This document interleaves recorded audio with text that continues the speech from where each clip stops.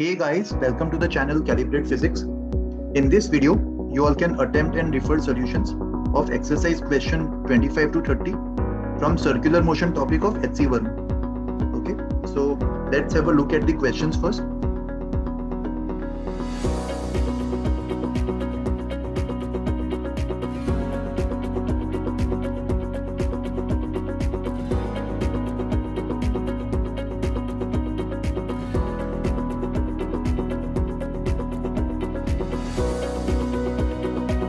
Verify your answers from this answer key.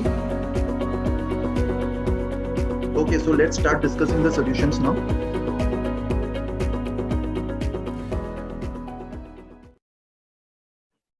Question number 25. A particle is projected with a speed of u at an angle of theta with the horizontal. Consider a small part of its path near the highest position and take it approximately to be a circular arc. What is the radius of this circle? So basically इस question में हमें highest point पे radius of curvature find करना। और देखो radius of curvature का जो concept होता है वो अपन किसी भी कर्व के लिए अप्लाई कर सकते हैं। अगर मान लो पार्टिकल कोई रैंडम कर्व के अलोंग भी जा रहा हो तो किसी भी पॉइंट पे अगर मुझे रेडियस ऑफ कर्वेचर फाइंड करना है, हम लोग अज्यूम कर सकते हैं कि उस पॉइंट के आसपास वाला जो लेंथ होगा पाथ का वो किसी सर्कल का पार्ट है, और वो जिस भी सर्कल का पार्ट रहा होगा उस सर्कल के रेडियस को अपन बोल सकते हैं कि ये इस पर्टिकुलर पॉइंट का रेडियस ऑफ कर्वेचर होगा, राइट।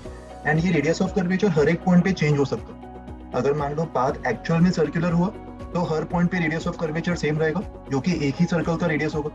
बट इस केस में अगर मान लो मैं पॉइंट पी से पॉइंट क्यू पे चले जाऊं तो पॉइंट क्यू के आसपास जो पाथ का छोटा सा लेंथ होगा उसको मैं जिस सर्कल का पार्ट अज्यूम करूंगा that circle can be different, और इस सर्कल का जो रेडियस है वो भी अलग हो सकता है। दैट मीन्स पॉइंट क्यू पे रेडियस ऑफ कर्वेचर चेंज हो गया होगा, राइट। सो अभी रेडियस ऑफ कर्वेचर कैलकुलेट कैसे करेंगे, उसके लिए सर्कुलर मोशन का नॉलेज यूज कर सकते हैं। किसी भी इंस्टेंट पे पार्टिकल का जो वेलोसिटी है वो तो पाथ के टेंजेंट के अलोंग ही होगा।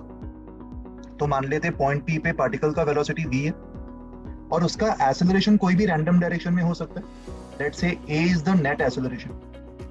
तो इस एक्सेलरेशन का जो component perpendicular to the velocity होगा वही इस सर्कल के सेंटर की तरफ लग रहा होगा, और इस केस में इसी को अपन अज्यूम कर सकते हैं ये सेंट्रीपिटल एक्सेलरेशन का काम कर रहा है। तो यहाँ पे सेंट्रीपिटल एक्सेलरेशन का फॉर्मूला अप्लाई कर दो, a perpendicular equals to v square by r। तो यहाँ से हमें रेडियस ऑफ कर्वेचर का फॉर्मूला मिल जाएगा v square upon a perpendicular, right. a perpendicular मतलब component of acceleration which is perpendicular to the velocity.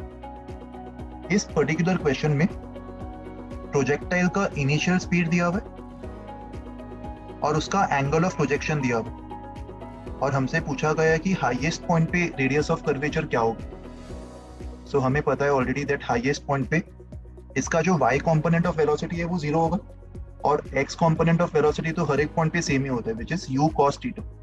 So this is the net velocity at the highest point and through out the journey net acceleration will be g downwards. तो highest point पे भी acceleration g downwards होगा, और ये वाला जो acceleration है वो ऑलरेडी वेलोसिटी के परपेंडिकुलर है, तो इसका अलग से कंपोनेंट लेने की जरूरत नहीं है। हाईएस्ट पॉइंट पे जो रेडियस ऑफ कर्वेचर होगा इस केस में ये फॉर्मूला अप्लाई कर दो v square upon a perpendicular, तो u cos थीटा का होल स्क्वायर अपॉन g, ये आंसर आ जाएगा u square cos square theta upon g, right. Okay, so let's see question number 26 now. What is the radius of curvature of the parabola traced out by the projectile in the previous problem at a point where the particle velocity makes an angle of theta by 2 with the horizontal? So देखो यहाँ पे हमें अलग point पे radius of curvature find करना। तो मान लेते हैं ये प्रोजेक्टाइल मोशन का पाथ है which is parabola। Initial velocity यहाँ पे u मान सकते हैं, प्रीवियस प्रॉब्लम का डेटा यहाँ पे भी यूज कर सकते हैं, u and angle of projection theta. तो हमें एक ऐसे पॉइंट पे रेडियस ऑफ कर्वेचर फाइंड करना है जहाँ पे पार्टिकल का जो वेलोसिटी वेक्टर होगा वो हॉरिजॉन्टल से थीटा बाय 2 एंगल मेक कर रहा हो, राइट। तो ऐसे पॉइंट पे रेडियस ऑफ कर्वेचर निकालने के लिए हमें दो चीजें निकालनी होगी, एक तो वेलोसिटी और एक एक्सेलरेशन का परपेंडिकुलर टू द वेलोसिटी वाला कंपोनेंट। तो वेलोसिटी फाइंड करने के लिए let's say this is point P। Point P पे वेलोसिटी फाइंड करने के लिए अपन इनिशियल पॉइंट O और पॉइंट P पे वेलोसिटी के हॉरिजॉन्टल कंपोनेंट्स को इक्वेट कर सकते। सो उससे क्या मिलेगा हमें, u cos theta equals to v cos theta by 2। तो यहाँ से वेलोसिटी हमें मिल जाएगा u cos theta upon cos theta by 2। अभी एक्सेलरेशन का परपेंडिकुलर कंपोनेंट कैसे निकालेंगे? हमें पता है कि प्रोजेक्टाइल के हर एक पॉइंट पे एक्सेलरेशन g डाउनवर्ड्स होगा। तो इसका अगर मुझे परपेंडिकुलर टू द वेलोसिटी वाला कंपोनेंट चाहिए तो ये वाला एंगल पता होना चाहिए, राइट? ये वाला एंगल 90 माइनस थीटा बाई 2 होगा। दैट मीन्स ये वाला एंगल वापस थीटा बाई 2 हो जाएगा। और एक्सेलरेशन का perpendicular component this will be g cos theta by 2, right? So हमें a परपेंडिकुलर पता चल गया, g cos थीटा बाई 2। तो ये दोनों पैरामीटर्स को इस फॉर्मूला में डाल दो तो उससे रेडियस ऑफ कर्वेचर मिल जाएगा v स्क्वायर मतलब u square cos square theta upon cos square theta by 2 divided by a perpendicular मतलब divided by g cos theta by 2, right? तो फाइनल आंसर क्या आएगा, u स्क्वायर अपॉन g बाहर ले लो, न्यूमरेटर में cos square theta and denominator में cos cube theta by 2, right? This is the final answer. Question 27. A block of mass m moves on a horizontal circle against the wall of a cylindrical room of radius r. The floor of the room on which the block moves is smooth, but the friction coefficient between the wall and the block is mu. The block is given an initial velocity of v0 as a function of the speed v. Write the normal force by the wall on the block. तो देखो इस सवाल के corresponding सबसे पहले diagram बना लेते। अगर मैं इसका टॉप व्यू देखूं तो टॉप व्यू में सिलेंडर जो है वो एक सर्कल की तरह दिखाई देगा और ब्लॉक इसी हॉरिजॉन्टल सर्कल के अलोंग मूव कर रहा है against the wall of the cylinder. तो मान लो ये ब्लॉक है और ये इसका कांटेक्ट होगा वॉल के साथ, राइट? सिलेंडर का जो रेडियस है वो गिवन है r, ब्लॉक का मास m गिवन है। यहाँ पे फ्लोर स्मूथ दिया हुआ है मगर ब्लॉक और वॉल के बीच में फ्रिक्शन कोफिशिएंट म्यू गिवन है और ब्लॉक को इनिशियली v0 स्पीड दे दिया। तो जैसे जैसे ब्लॉक आगे मूव करेगा ब्लॉक और वॉल के बीच में जो फ्रिक्शनल फोर्स होगा वो इस v0 को ओपोज करेगा, जिसके वजह से ब्लॉक के पास एक टेंजेंशियल रिटार्डेशन आ जाएगा जिससे उसका स्पीड कम होते जाएगा, राइट? तो सबसे पहला पार्ट हमसे पूछा गया है ए पार्ट में, find the normal force by the wall on the block, और ये हमें as a function of speed v निकालना। तो मान लेते किसी भी इंस्टेंट पे ये अगर इसका स्टार्टिंग पोजीशन है तो किसी भी इंस्टेंट पे जब ब्लॉक यहाँ पे कहीं तो पहुंचा होगा रैंडम पोजीशन पे, इस समय इसका वेलोसिटी v मान लेते। तो ब्लॉक पे क्या क्या फोर्सेस लग रहा होगा, इसका टॉप व्यू देख रहे हैं मतलब इनटू द स्क्रीन उसका वेट mg लग रहा होगा और सिलेंडर का जो फ्लोर है वो इस पे नॉर्मल फोर्स लगा रहा होगा ऊपर की तरफ mg को बैलेंस करने के लिए। और फ्लोर पे तो कोई फ्रिक्शन है नहीं तो वहां से फ्रिक्शनल फोर्स 0 हो जाएगा। अभी वॉल के साथ जो कांटेक्ट होगा वो normal force towards the centre लगा रहा होगा एंड क्योंकि वॉल रफ है तो वहां से एक फ्रिक्शनल फोर्स भी आ जाएगा और ये फ्रिक्शनल फोर्स का जो नेचर है वो काइनेटिक होगा क्योंकि ब्लॉक स्लिप कर रहा है वेलोसिटी v से मूव करते हुए। तो फ्रिक्शनल फोर्स को अपन सिंपली म्यू टाइम्स n लिख सकते और क्योंकि ब्लॉक इस समय v स्पीड से मूव कर रहा है इसका centripetal acceleration v square by r लिख सकते हैं, राइट? तो यहाँ पे अगर मैं towards the center force equation लिखता हूँ तो हमें क्या मिलेगा, normal force equals to mass into acceleration. That means n की value mv square by r आ जाएगी। अभी देखो बी पार्ट में क्या पूछा है, right the frictional force by the wall again as a function of v। तो अगर नॉर्मल फोर्स मिल गया तो frictional force mu times n होगा because this frictional force is kinetic in nature. तो ये mu mv square by r आ जाएगा B part. T part में देखो the tangential acceleration of the block. अभी अगर मैं along the tangent force equation देखता हूँ along the tangent में तो बस ये फ्रिक्शनल फोर्स ही लग रहा है, and because of this frictional force block का टेंजेंट के अलोंग एक टेंजेंशियल एक्सेलरेशन आ जाएगा, let's say 80. So frictional force mu times N equals to mass into 80. इससे हमें टेंजेंशियल एक्सेलरेशन मिल जाएगा mu mv square by r upon m. तो m तो कैंसिल हो जाएगा and tangential acceleration will be mu v square by r. ये acceleration velocity के ऑपोजिट होगा, तो ये स्पीड को कम करेगा, राइट. डी पार्ट में क्या पूछा है? Integrate the tangential acceleration to obtain the speed of the block after 1 revolution. So देखो अभी जो टेंजेंशियल एक्सेलरेशन, इसका फॉर्मूला आइदर अपन rate of change of speed लिख सकते हैं dv by dt, या फिर v dv by ds भी लिख सकते हैं, where s is the displacement along the circle. That means basically ये डिस्टेंस होगा, यहाँ पे s टेंजेंट के अलोंग का डिस्प्लेसमेंट. और ये फॉर्मूला यूज करके हमें स्पीड निकालना है आफ्टर 1 रिवॉल्यूशन. तो अगर किसी तरह मैं speed as a function of distance निकाल लूं, 1 रिवॉल्यूशन मतलब डिस्टेंस 2 पाई r हो गया होगा, तो 2 पाई r डिस्टेंस के बाद का हमें स्पीड चाहिए, राइट. तो dv by dt और v dv by ds, इन दोनों में से अपन v dv by ds ये वाला फॉर्मूला यूज करेंगे, तभी speed as a function of distance मिलेगा. अगर dv by dt यूज करते तो speed as a function of time मिल जाता, राइट. बट इस पर्टिकुलर क्वेश्चन के लिए v dv by ds use करेंगे. टेंजेंशियल एक्सेलरेशन की वैल्यू पार्ट सी में mu v square by r के इक्वल आया था, और यहाँ पे साथ में एक माइनस साइन भी आ जाएगा, क्योंकि dv by ds नेगेटिव होगा. जैसे जैसे डिस्टेंस बढ़ेगा along the circle, speed v कम होते जाएगा, राइट. तो इस डिफरेंशियल इक्वेशन को बस हमें सॉल्व करना होगा. इसको सॉल्व करने का तरीका क्या होगा? इसमें 2 वेरिएबल्स, स्पीड और डिस्टेंस s. तो इन दोनों वेरिएबल्स को सेपरेट कर दो. एक v कैंसिल हो जाएगा, dv के साथ यहाँ पे नीचे v रह जाएगा, और ds को ये साइड ले जाओ, यहाँ पे माइनस म्यू बाय r, और दोनों साइड प्रॉपर लिमिट्स के साथ इंटीग्रेशन कर दो. जब इनिशियली डिस्टेंस 0 ट्रेवल किया था, उस समय इनिशियल स्पीड v0 के इक्वल था,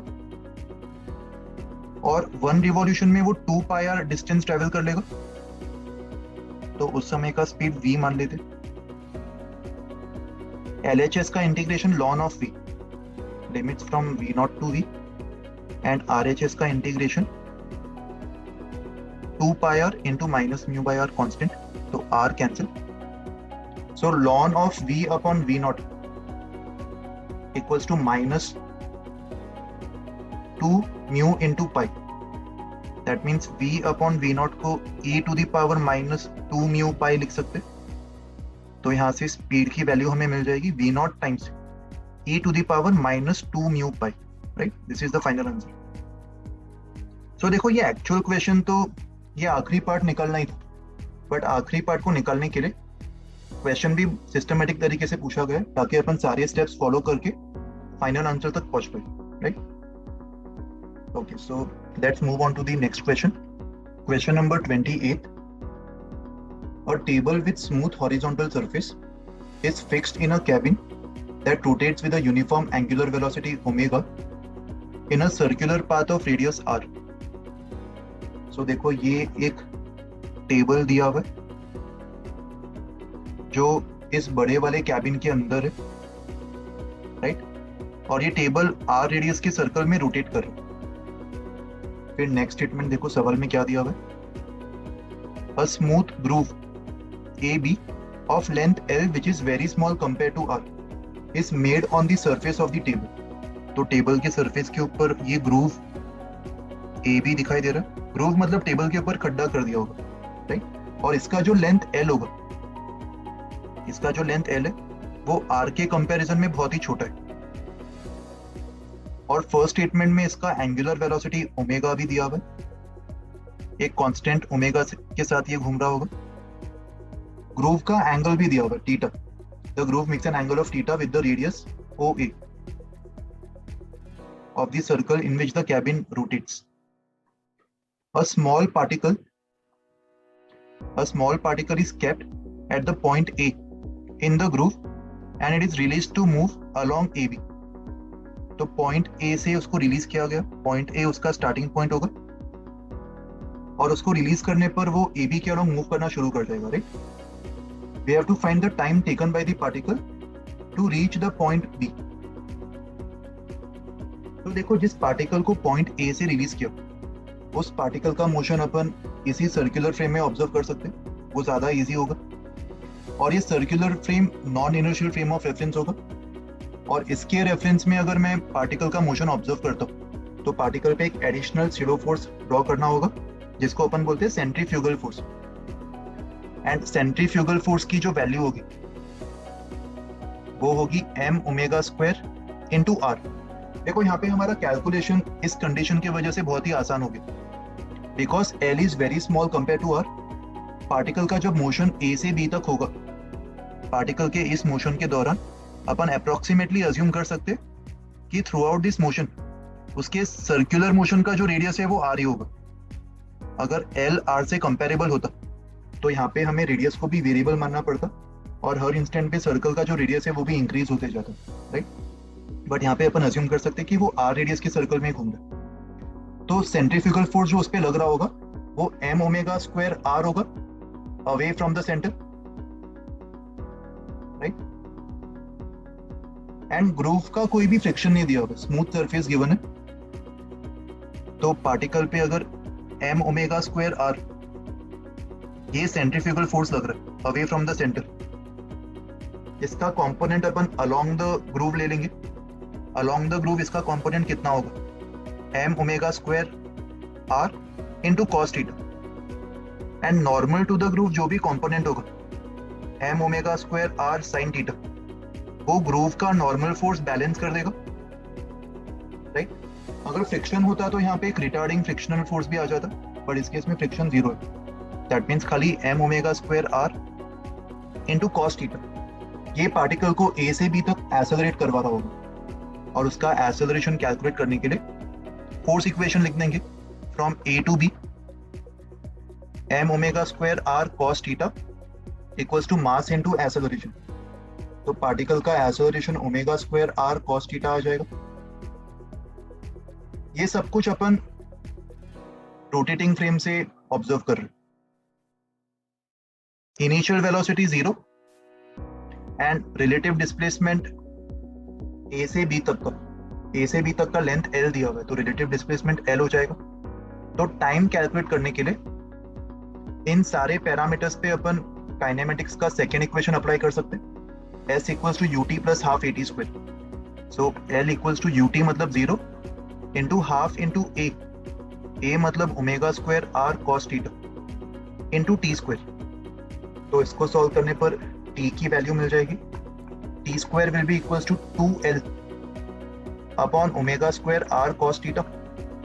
सो required time will be 2l upon r cos theta का अंडर रूट और ओमेगा स्क्वायर अंडर रूट से बाहर निकल के 1 अपॉन ओमेगा बन जाएगा, right. Question number 29. A car moving at a speed of 36 km per hour is taking a turn on a circular road of radius 50 meters. So car का जो speed है उसको मीटर्स पर सेकेंड में convert कर देते, 36 इंटू 5/18, तो ये 10 मीटर्स पर सेकेंड आ जाएगा। Radius of circular turn 50 meters given है। A small wooden plate is kept on the seat with its plane perpendicular to the radius of the circular route. तो यहाँ पे कार का टॉप व्यू दिखाई दे रहा है डायग्राम में, और ये एक वुडन प्लेट है और वुडन प्लेट का जो प्लेन है वो radius of the circular turn से परपेंडिकुलर दिखाई दे रहा है, राइट। फिर देखो नेक्स्ट स्टेटमेंट में क्या गिवन है, a small block of mass 100 grams is kept on the seat which rest against the plate. तो यहाँ पे ये ब्लॉक भी दिखाई दे रहा है, ब्लॉक का जो मास है वो 100 grams मतलब 0.1 kg गिवन है। Friction coefficient between the block and the plate ये 0.58 गिवन। ए पार्ट में हमसे पूछ रहे what is the normal contact force exerted by the plate on the block. तो यहाँ पे अगर मैं ब्लॉक का एफबीडी कार के फ्रेम ऑफ रेफरेंस से बनाता हूँ तो कार का frame of reference non inertial होगा क्योंकि एक सर्कल में जा रहा है। तो इस ब्लॉक पे centrifugal force mv² by r away from the centre of the circle लग रहा होगा।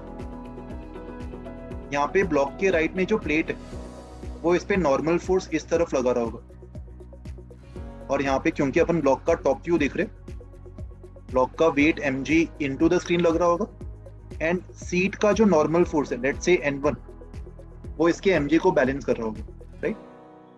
तो हॉरिजॉन्टल डायरेक्शन में अगर मैं फोर्सेस को बैलेंस करता हूँ तो नॉर्मल फोर्स की वैल्यू mv² के इक्वल आ जाएगी।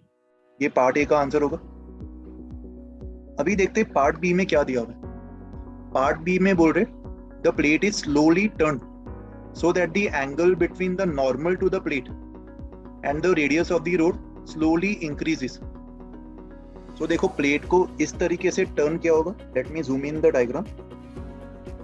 प्लेट को अगर मैं ऐसे रोटेट करूं और प्लेट का ओरिएंटेशन अगर ऐसे कर दूं तो अभी जो नॉर्मल टू द प्लेट वो ये हो जाएगा and radius of the circle is this. तो इनके बीच में एंगल बढ़ते जा रहा है जैसे जैसे मैं प्लेट को टर्न कर रहा हूँ, और एक पर्टिकुलर एंगल थीटा हमें ऐसा मिलेगा जिसपे ब्लॉक जस्ट स्लिप होना शुरू कर जाएगा प्लेट के अलोंग। तो हमें ये थीटा एंगल फाइंड करना है जिसपे स्लिपिंग जस्ट स्टार्ट हो जाएगी। तो इस थीटा एंगल के करस्पॉन्डिंग अगर अपन डायग्राम ड्रॉ करते एंड ब्लॉक का एफबीडी बनाते, again we are referring the top view. Top view में प्लेट ऐसा बन गया होगा, ये ब्लॉक कार के सीट के ऊपर रखा हुआ है और इसका कांटेक्ट प्लेट के साथ यहाँ पे हो रहा होगा। सेंट्रीफ्यूगल फोर्स mv²r लग रहा है अवे फ्रॉम द सेंटर। इसका वेट इनटू द स्क्रीन लग रहा होगा, इनटू द स्क्रीन वेट लग रहा होगा, एंड कार का जो नॉर्मल फोर्स है, कार के सीट का जो नॉर्मल फोर्स है वो इसके वेट को बैलेंस कर देगा, out of the screen force लगा। और वुडन प्लेट का जो नॉर्मल फोर्स है वो इस तरफ लग रहा होगा। इसका हॉरिजॉन्टल से जो एंगल है ये थीटा मान लेते, assuming that the plate is rotated bye an angle of theta. तो नॉर्मल का भी एंगल रेडियस से थीटा हो गया होगा। और mv²r ये जो सेंट्रीफ्यूगल फोर्स होगा इसको रिजॉल्व कर लेते along the normal and along the plate.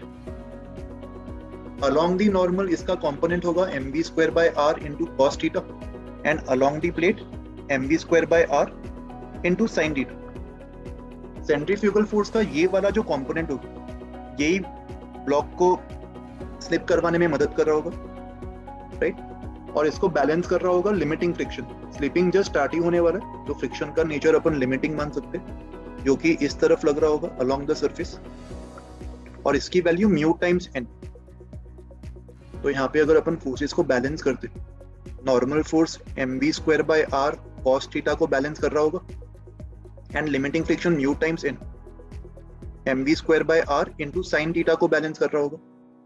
तो दोनों इक्वेशंस को अगर अपन डिवाइड करते 2/1 तो इससे म्यू की वैल्यू tan थीटा के इक्वल आ जाएगी। That means our required angle theta will be equals to tan inverse of mu, right. यहाँ पे म्यू दिया हुआ है, what is the value of mu 0.58।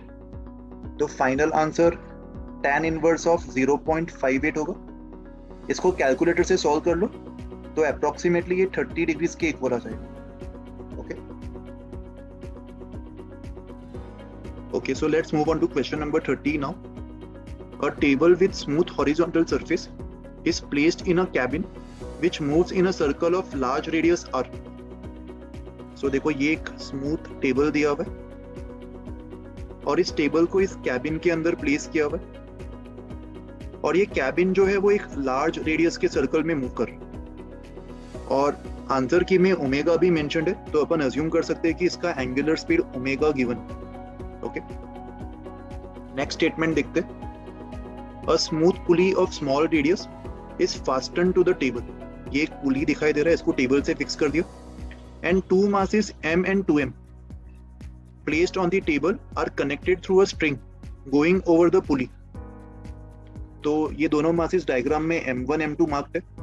So let's assume that m1 is equals to m and m2 is equals to 2m, और इन दोनों masses को ये string से कनेक्ट किया जा रहा है जो पुली के ऊपर से पास कर रहा है, राइट।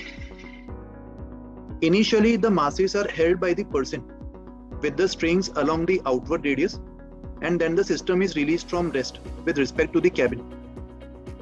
Okay, so system को release कर दिया. Find the magnitude of the initial acceleration of the masses as seen from the cabin and the tension in the string. तो अगर cabin को अपन frame of reference मान रहे, cabin तो एक non inertial frame of reference होगा जो कि circular motion perform कर रहा है, तो उसके frame of reference पे इन दोनों masses पे अपन centrifugal force draw कर सकते हैं, right?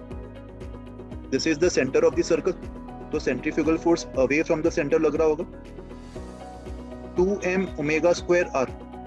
देखो एक और चीज, यहाँ पे रेडियस ऑफ दी सर्कल बहुत ही बड़ा दिया हुआ है. कैबिन जिस सर्कल में जा रहा है उसका रेडियस बहुत ही बड़ा है, तो कैबिन के अंदर वाले जो डायमेंशंस है, जैसे लेंथ ऑफ द स्ट्रिंग, ये सारे डायमेंशंस अपन नेग्लेक्ट कर सकते हैं, right? So we can assume that both the blocks m1 m2 are moving in a circle of radius r. तो इन दोनों ब्लॉक्स पे centrifugal force 2m omega square r और इस पे m ओमेगा स्क्वायर r लग रहा होगा. That means with respect to the cabin, m2 मास का जो रिलेटिव एक्सेलरेशन होगा वो राइट की तरफ होगा एंड m1 मास का जो रिलेटिव एक्सेलरेशन है वो लेफ्ट की तरफ होगा.